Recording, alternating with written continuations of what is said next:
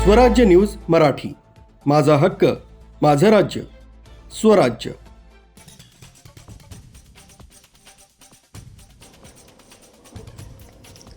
जून 2025 मध्ये कोळशाचा पाडा ते सुतारपाडा दरम्यान रस्ता डांबरीकरण व संरक्षण भिंत बांधकामाचे 50 लाखांच्या निधीतून पूर्ण झाल्याचं दाखवण्यात आलं होतं।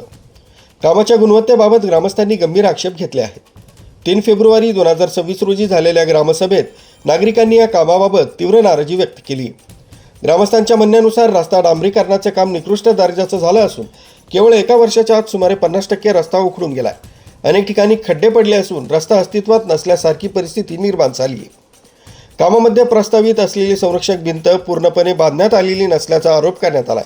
काही ठिकाणी कामच सुरू झालं नाही तर काही भागात अपूर्ण अवस्थेतच सोडण्यात आल्याचं ग्रामस्थांनी सांगितलंय। ग्रामसभेत उपस्थित नागरिकांनी संबंधित विभागाकडे लेखी तक्रार अर्ज सादर केला असून संपूर्ण कामाची चौकशी करून दोषींवर कारवाई करण्याची मागणी करण्यात आली। अंदाजित 50 लाखांच्या कामामध्ये सुमारे 50% भ्रष्टाचार झाल्याचा आरोपही ग्रामस्थांनी केला। या रस्त्यामुळे स्थानिकांना मोठ्या प्रमाणात त्रास सहन करावा लागला।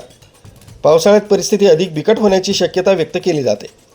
विद्यार्थ्यांना, शेतकऱ्यांना तसंच दैनंदिन प्रवास करणाऱ्या नागरिकांना अडचणींचा सामना करावा लागतोय। संबंधित प्रशासनानं तात्काळ पाहणी करून कामाची गुणवत्ता तपासावी, अपूर्ण संरक्षण भिंत त्वरित पूर्ण करावी व दोषींवर कारवाई करावी अशी मागणी ग्रामस्थांकडून करण्यात येते। न्यूज ब्युरो, स्वराज्य न्यूज मराठी, पालघर।